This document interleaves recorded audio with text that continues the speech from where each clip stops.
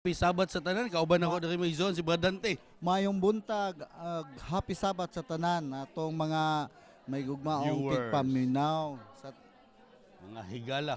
mga higala.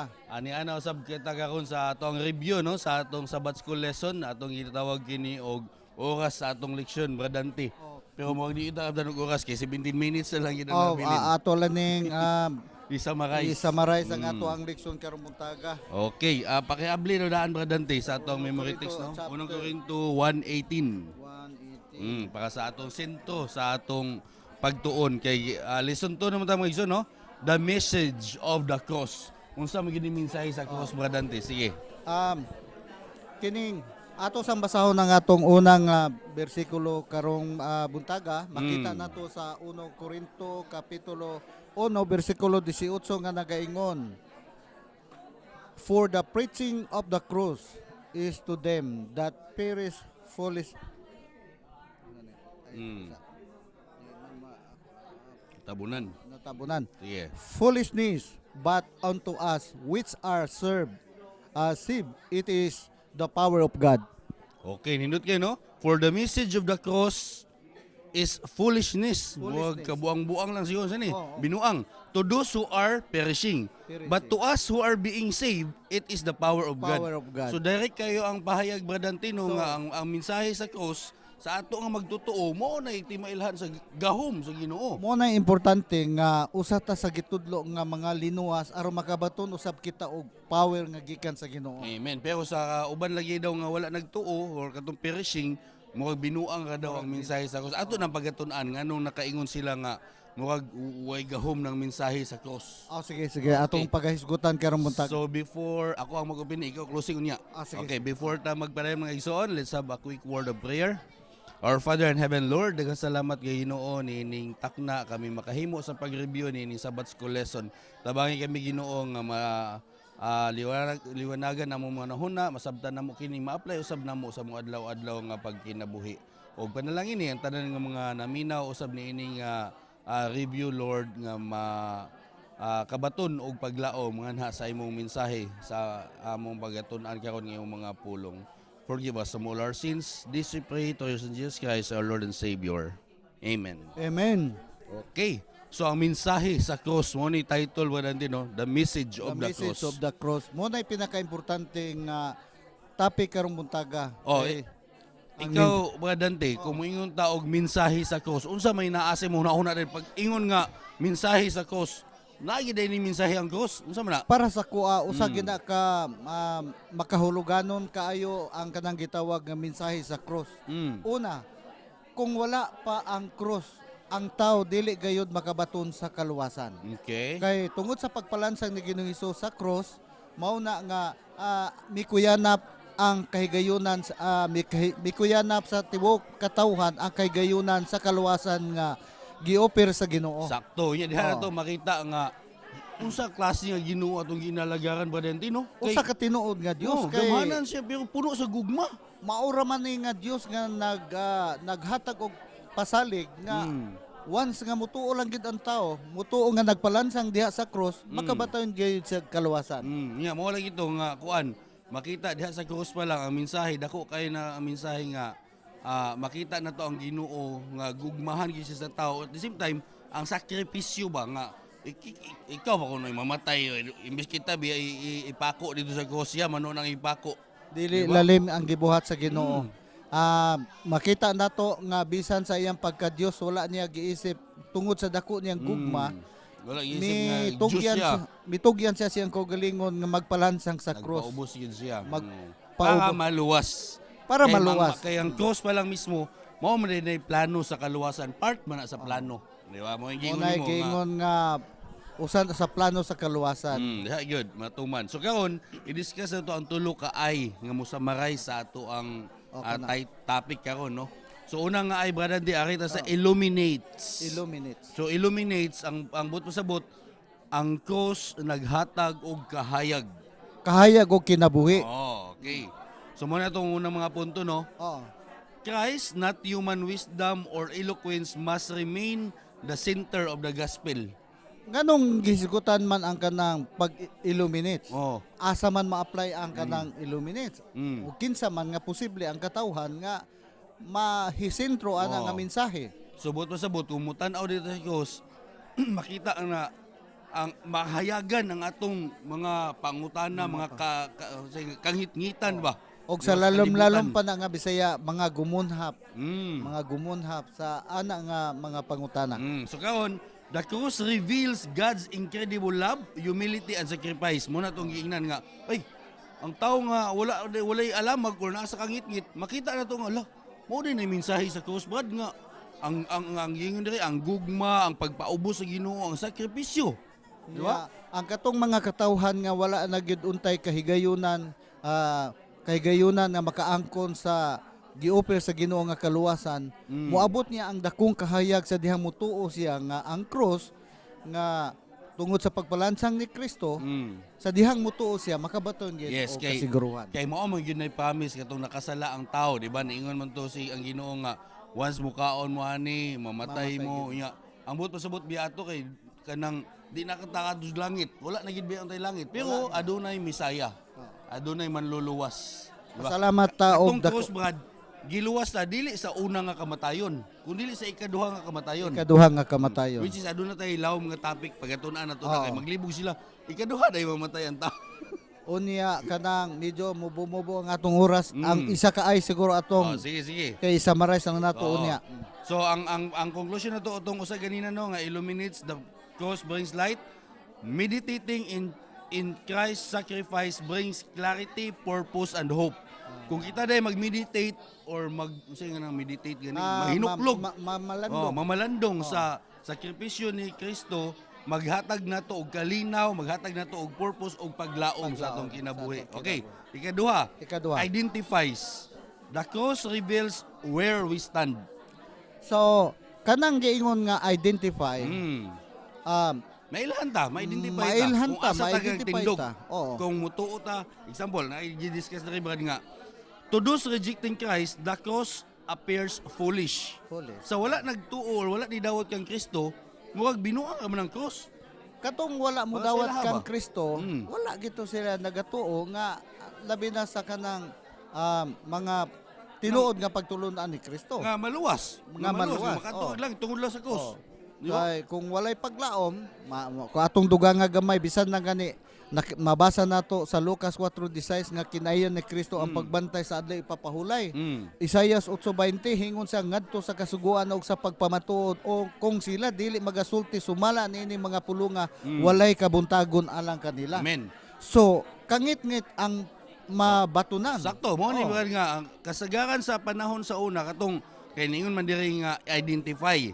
The cross reveals where we stand. Karon, kadaghanan sa hintil sa panahon ni Kristo wala man ituo. Kadaghanan na may uban ganito, kadaghanan wala. So ang punto diri Brad, the Gentiles rejected the cross because they prize human wisdom. Di ba? Ang tawhanon lang nga mga example, kahibalo, mga success, mga dato, mga achievement, human achievement ra sila, mga philosopher, dito sila mas mutuo. Muna Kaysa nga katong namatay nga Kristo. kung ato magong hulagwayon ang ilahang panahon sa una, mo nang kadaghanan nga wala gimutuo nga si Kristo usa ka Dios. Kay una literal nga nakita nila mata sa mata nga Ya, anak, ato, una-una. nga anak siya ni Joseph. Oh, nya sit up bad Korinto ba ini? Korinto daghan mga dato, daghan philosopher. Naata ng mga sige. banggiitan nga manggialamon. Nya ito yung ingon nga si Unya, Kristo anak lang ni Joseph, panday lang. Makita gasigilag dugdog dito, martilyo, anak ni Joseph. Kinsa may mutuo diha Mao na. Dios dito. Mao na. Binuang gid ng cross para sa ila. Para sila ha. Ikaduha Brad, mahibaw-an nato ang uban nga mga Hudyo pod nga wala ni dawat kang Kristo. Basahon nato no? Many Jews rejected it because they expected a conquering Messiah instead of a crucified Savior. Ang mga Hudyo naglaom nga ang Messiah mo utoy mahimong hari gyud nila nga ano namatay man hinuon. Ang ilahang pagunahuna nga literal nga hari Yes. nga makita nila nga hari gud Nga siya. mo pildi sa Roma. Nga Nga mo'y- gisakop gud sila sa Roma. gisakop sila sa Roma. Nga naunsa man ni nga. Gilansang dami ato no sa krus nahibawan, na atong gituan nga hari. Mo na makita nga karon ang mensahe sa cross asa sila karon. Ang hintil ay di mo na bright, di mo na dato, di mo na philosopher. Di pud na harianon nga mga Ang mga Hudyo. nga mga So ni namatay mo nun, imbis siya mo ihari, imbis siya mo misaya nganong wala man tagilawa sa Roman Empire, o di ba? mao to nga atong lakbitan og gamay, may na kay atong nahisgutan. Mao na nga sa diha nga nalansang nagyud si Kristo ngadto sa cross, usa sa katong katong nauban niya paglansang nga miingon siya nga kung tinuod kang anak sa Dios, naog diha og luwasa una ang imong kaugalingon ug apila pud mi. Mo na nga ang iyang panghunahuna manggod naa pa gyud ang doubt nila nga unsa nga tinuod ba gud ni nga Dios. Yes.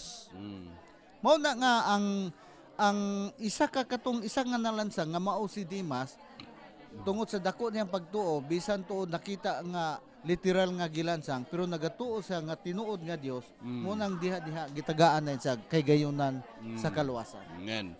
So, muna, the cross exposes whether we trust human standard or God's wisdom. O, di ba? Kaya ang cross, kita nga nagatuon, nahisgutan man na to ang hintil, nahisgutan na to ang mga Hudyo. Kung kita nga nidawat gid sa minsay sa cross, kay balota nga, mao yun na ang plan of salvation, mao yun na, diha yun ipakita ang gugma sa Ginoo, yung sakripisyo para maluwas lang yun tagbalik. Unya nagpasalamat po ta kay nabilong biya ta sa hintil sa una sa dihang wala pa gyud mo magpakamatay si Ginoong Hesus. Amen. Pero sa diha nga namatay si Ginoong Hesus, nahimutang moderno nga Israel. Kibali bisan ta og giputol ang katong sangata nga gisumpay didto sa punuan, uy mabuhi po ta mahimutang modern Israel. Yes. Okay.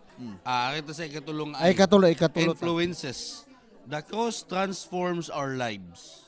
Kana. So kung tinuod ginato nga nadawat or nasabtan ang mensahe sa cross bad Dante, dapat ma-transform po daw itong kinabuhi. Kay kuan magod, diha naman nga sa dihang nabanhaw na si Ginoong Hesus nga nakita nga siya nabanhaw og nabuhi, unya hiingon po siya nga kung kinsa katong musunod ka nako, mutuo ka nako, kinahanglan magakinabuhi siya sama ka nako. Amen. Umo na nga do lagi totally nga transportation sa transformation sa kinaya kay di mata mahimong sumusunod. Nakikisul din ba natin, no?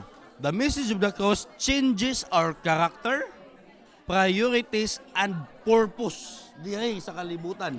Unahon na to ang character. Tinuod ba nga mausab gyud ang example namo koy mga nadunggan nga paghuman sa Bible study na sabtan ang Biblia usa ka palahubog mangulatag asawa pero paghuman nasabtan Dante na usab ba na kinabuhi naka-experience ba kay ana nga daghan kayo mauna nga amahan dili na mangulata dili na mo inom dili lang kay kanang palahubog daghan yung mga banggiitan nga kriminal nga matingalat nga kahadlukan sa ilang lugar pero sa dihang nakadawat siya sa mensahe sa kaluwasan nga gitanyag sa Ginoo matingalat nga kanang ato lang hisgutan og gamay sa moang lugar naa gyud nga pinaka kuyaw gyud nga live ba ta basi usam na public info na or private pero pa na convert man to sa sige basig na niya dili atong wala na pud siya karon pero nakita lang nga usa sa kahemplo kaysa diyang na nakadawat siya sa mensahe sa kaluwasan totally nagbag-o yun iyang kinaiya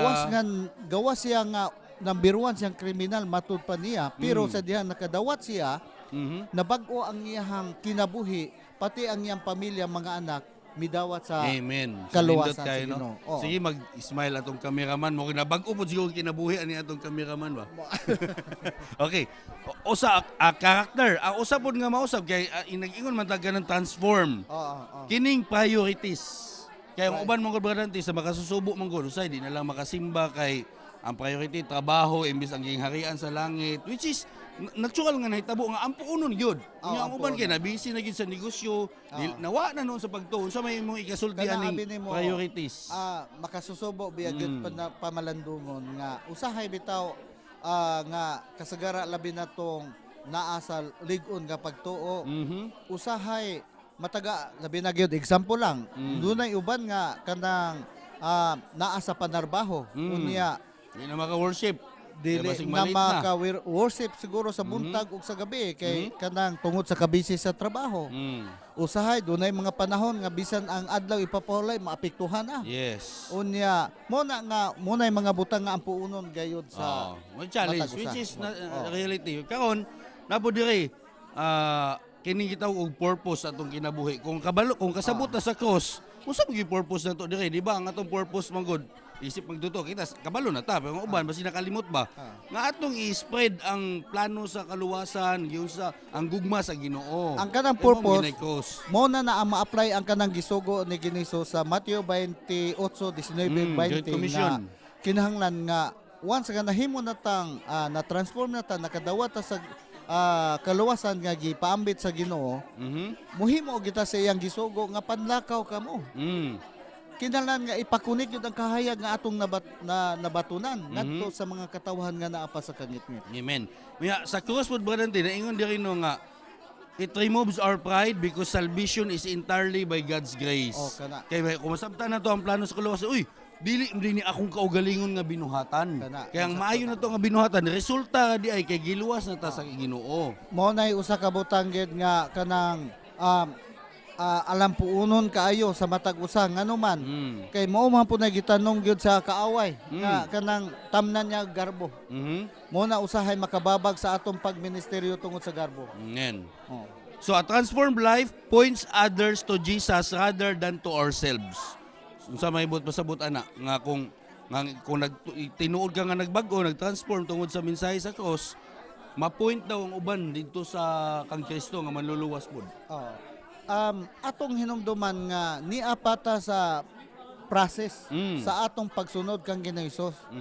Unya atong nakita nga bisan pa sa mga patriarka, mga balaang, mga propita, bisan pa ang mga apostolis ni Kristo, nga bisan nahimo silang apostolis ni Kristo, on the process pag yun, nga dunay mga panahon nga masayop sama kang Pedro. Pero ang importante nakaamgo siya nga nasa. Yes, makabalik ta kang Kristo. sa Makabalik. tiilan. So, summarize na nato, Sige, oras, sige. no?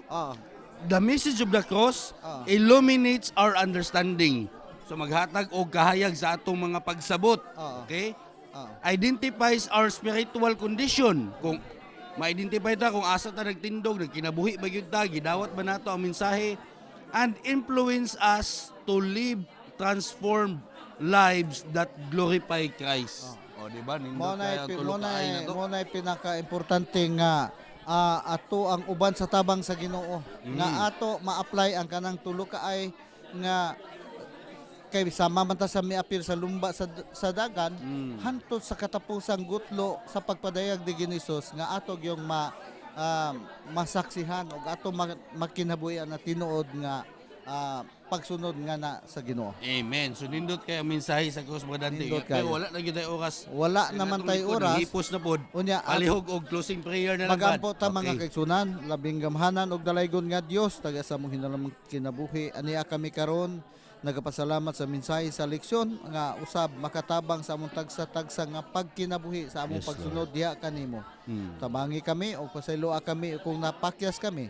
Amo kini gitugyan ang tanan sa ngalan ni Jesus. Amen. Amen. Amen. Okay, sa sunod nga higayon magkita na sa kita dengan salamat. Happy Oh, Sabat. Happy Sabat sa tanan natong mga Okay.